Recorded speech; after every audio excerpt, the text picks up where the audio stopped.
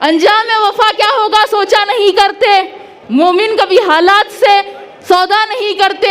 ये हौसला सिखाया है दीन इस्लाम में, अगर सर सजदे में हो तो तलवार की परवाह नहीं करते। बुलाने जा रहा हूँ मजलिस इत्तेहादुल मुस्लिमीन के शेरनी हैदराबाद से यहाँ पर तशरीफ़ लाई एडवोकेट सैयदा फलक साहिबा से, वो यहाँ पर आए और अपनी बात को यहाँ पर रखें।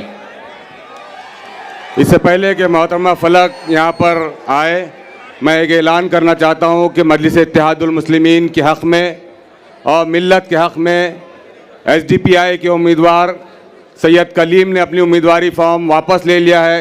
मैं उनका स्टेज पर वेलकम करता हूँ। ज़ोरदार तालियों से इस नौजवान का इस्तकबाल करें।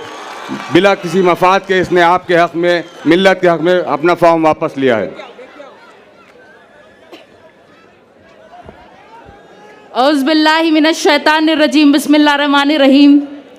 जनाब इम्तियाज़ जलील साहब, जनाब नासिर सिद्दीकी साहब, SDPI से अपना फॉर्म विड्रॉ करने वाले कैंडिडेट आए हुए यहाँ पे हमारे भाई, यहाँ मौजूद मेरे भाइयों, बुज़ुर्गों, मेरी माँ और बहनों, अस्सलाम वालेकुम वरहमतुल्लाहि वबरकातुहू। महाराष्ट्र इंतखाबात में सरगर्मियों का माहौल तो है, मुख्तलिफ पार्टियां हिस्सा तो ले रही है, लेकिन ये नहीं मालूम कि कौन किसके साथ है। महाराष्ट्र में सियासत एक मजाक है, कोई इंतखाबात जीतने के लिए लड़ रहा है, कोई किसी के वोट काटने के लिए लड़ रहा है। कहीं पे एक ही गठबंधन के 2 कैंडिडेट है तो कहीं पे कोई ये बोल के विड्रॉ होता है कि यहां से मुसलमान नहीं जीतना चाहिए। और असल एंटरटेनमेंट तो रिजल्ट के बाद होगा कि कौन किसको बिकने वाला है, किसकी हुकूमत बनेगी, कौन शपथ लेगा, कोई भरोसा नहीं है। ये सब इख्तिदार के भूखे हैं, सब इख्तिदार के भूखे हैं। और दूसरा इनका मकसद ये है कि यहाँ से कोई मुसलमान लीडर ना बने, यहाँ मुसलमानों की लीडरशिप आगे ना बढ़े। और मजलिस इत्तेहादुल मुस्लिमीन का मकसद कोई ज़ाती इख्तिदार नहीं है।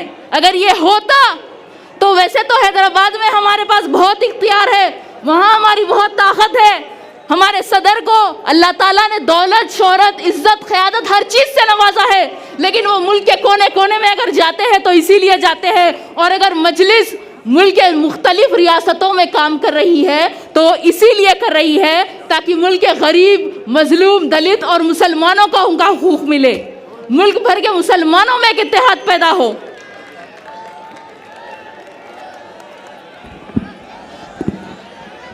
हम भारत के मुसलमानों को जगाने निकले हैं कि अब 75 साल से हम सियासत में वोट देने का तो काम कर रहे हैं, लेकिन अब हम खुद सियासतदान बनेंगे, हमारी खुद की सियासी क़यादत होगी, हम खुद MLA और MP बनकर असेंबली और पार्लियामेंट में जाकर हमारा हक हासिल करेंगे। महाराष्ट्र इलेक्शन 2019 में सिर्फ 10 मुसलमान जीतकर असेंबली गए, जबकि महाराष्ट्र में 1 करोड़ 30 लाख मुसलमानों की आबादी है।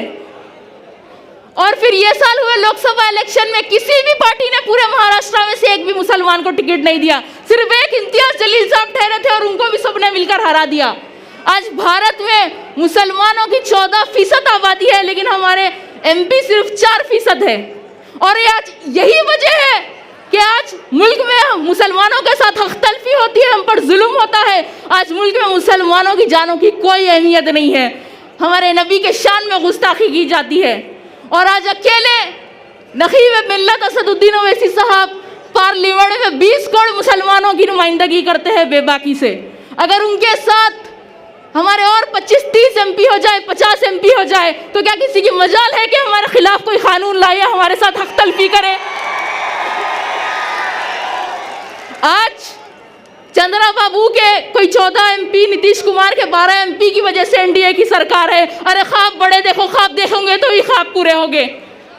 हालात को नजर में रखते हुए हमें बुज़दिली और गुलामी का नहीं, बहादुरी का मुजाहरा करना होगा। अंजाम वफा क्या होगा सोचा नहीं करते, मोमिन कभी हालात से सौदा नहीं करते। ये हौसला सिखाया है दीन इस्लाम में, अगर सर सजदे में हो तो तलवार की परवाह नहीं करते।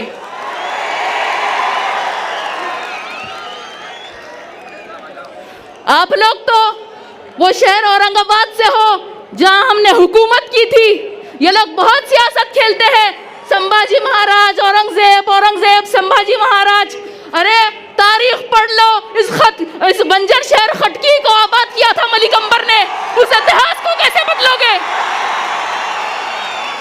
उस इतिहास को कैसे बदलोगे? बड़े आए औरंगाबाद को संभाजी नगर बनाने वाले। औरंगाबाद की आवाम से मेरी बस यही गुजारिश है कि आप लोग भारी अक्सरियत से इम्तियाज जलील साहब और नासिर सिद्दीकी साहब को कामयाब करिए। 20 तारीख के दिन मुत्तहिद होकर अपने वोटों का इस्तेमाल करिए, क्योंकि इत्तेहाद की पहचान है शहर औरंगाबाद। शुक्रिया, अस्सलाम वालेकुम।